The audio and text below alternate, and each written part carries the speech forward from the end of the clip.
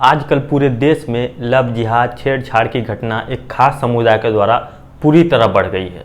अभी कल की ही न्यूज है कि यूपी में एक पुलिस वाला जिसका नाम शहादत अली है, वो पुलिस की वर्दी में एक लड़की को, नाबालिग लड़की को छेड़छाड़ कर रहा था।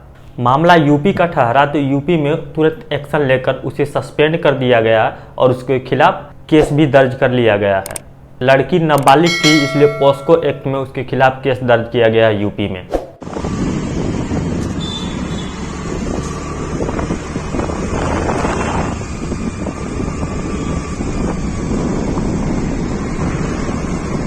गाड़ी में कोई नंबर प्लेट ही नहीं है।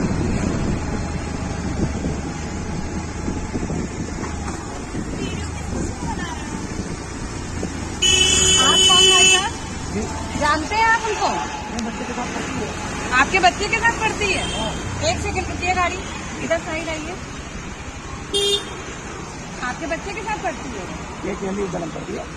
ये तो एक ही से पढ़ती है। हाँ, हेलमेट उतारो भाई साहब, ये डेली लड़कियों को स्टॉक कर रहा है, इतना स्ट्रेस करके रखा है। यही है। क्या बताऊँ, वीडियो बनाओ इसका, बना ले। तुम्हारी गाड़ी में नंबर क्यों नहीं है? दीदी ये गाड़ी मेरी बैटरी वाली है। फोटो खींचा तुमने? हाँ, फोटो है। बैटरी वाली में नंबर नहीं होता? नहीं होती दीदी। क्या समझते हो हम लोग? फोन करिए, फोन करके बुलाइए वो टीचर को। फोन दो, मेरा फोन दो अपने।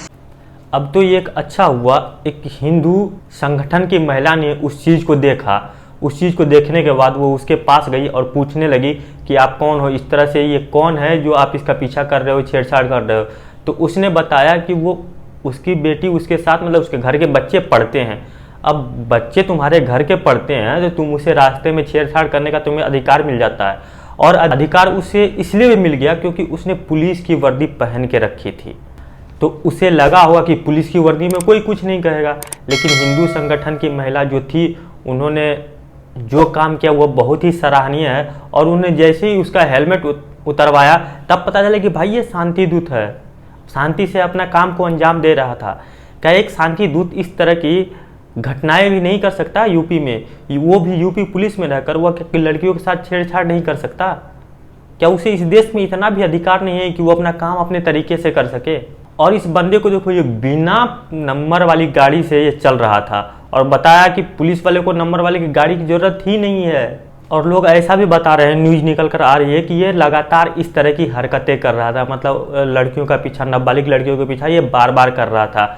आज एक हिंदू महिला से टकरा गया जो राष्ट्रवादी थी, उसने इसे पकड़कर इसका वीडियो बनाया और इसके खिलाफ मामला दर्ज करवाया। अगर मान लीजिए किसी महिला ने इस पर इस तरह का ध्यान नहीं दिया होता तो क्या होता? इसके मन में जो चल रहा था वो और आगे जाता है, इसका मन और बढ़ जाता, और सारी लड़कियों के साथ ये इस तरह की हरकत करता। अब सोचिए, पुलिस में आपको पहली बात है कि आपको सिख के अलावा किसी को भी दाढ़ी रखने की इजाज़त नहीं दी जाती है, लेकिन ये बंदा पुलिस में रहते हुए, वो भी यूपी पुलिस में, दाढ़ी रख रहा है। किस आधार पर ये दाढ़ी रख रहा है? क्या यूपी पुलिस अलाउड करती है इन सब चीज़ों को, दाढ़ी रखना? और जो काम इस हिंदू महिला ने किया है वह लाजवाब है।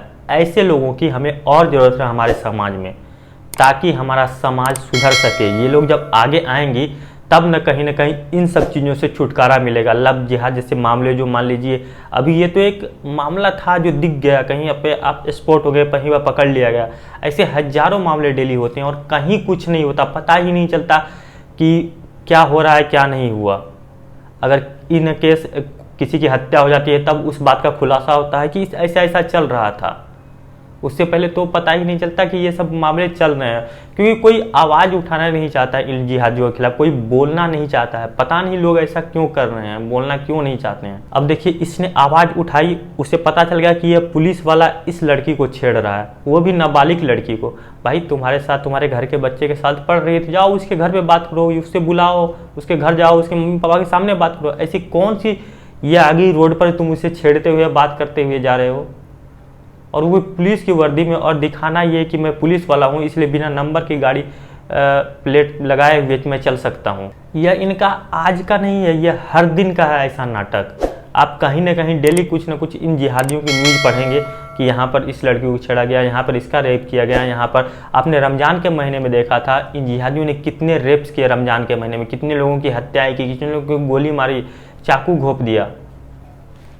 इस तरह की चीज़ें आम हो गई है हमारे देश में और कोई इस पर ध्यान देना ही नहीं चाहता, क्योंकि वो हमारे तक नहीं पहुंच रही चीज़ें ना। जब हमारे तक पहुंचेंगी तब मैं ध्यान दूंगा। अगर कोई मेरे तक ये चीज़ें लेकर नहीं आएगा तो मैं ध्यान नहीं देने वाला। मेरे घर का मामला होगा तब ना मैं स्पेशली ध्यान दूंगा, अगर नहीं होगा तो मैं क्यों ध्यान दूं? क्योंकि मेरी बात तो है नहीं, मेरी परेशानी तो है नहीं, वो तो दूसरे व्यक्ति की परेशानी है। भले ही चाहे वो जिहादी कर रहा हो या कोई और कर रहा हो, इस तरह की चीज़ें दिनों दिन बढ़ती जा रही है। आपको इन सब चीज़ों से, आपको और हमें इन सब चीज़ों से अवेयर होना पड़ेगा, आज नहीं तो कभी नहीं। भले यह लोगों को एक छोटी सी न्यूज लगती हो कि किसी महिला ने एक नाबालिग लड़की को छेड़ते हुए बचाया, इसे बहुत बड़ा कवरेज भी नहीं मिलेगा, बहुत जगह बातें भी नहीं की जाएगी, लेकिन यह एक छोटी न्यूज नहीं है। आप उस जिहादी से चंगुल से एक बच्ची को छेड़ते हुए बचाते हैं, यह कम बड़ी बात नहीं है, यह आम बात हो ही नहीं सकता भाई।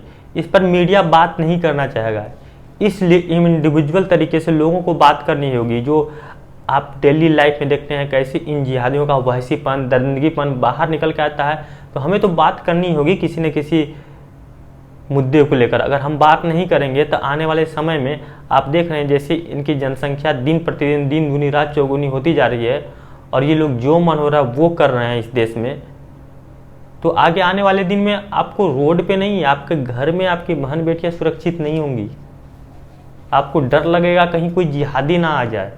इसलिए हमें इन जैसे लोगों की ज़रूरत है जो इन जिहादियों के खिलाफ आवाज़ उठा सके, इनके मुंह तोड़ जवाब दे सके।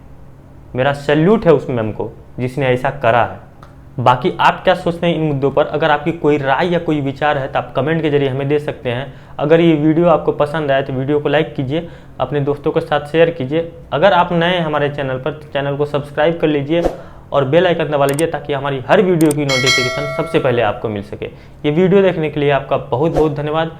मिलते हैं डिफेंस एक्सपर्ट के किसी अन्य वीडियो में, तब तक के लिए जय हिंद।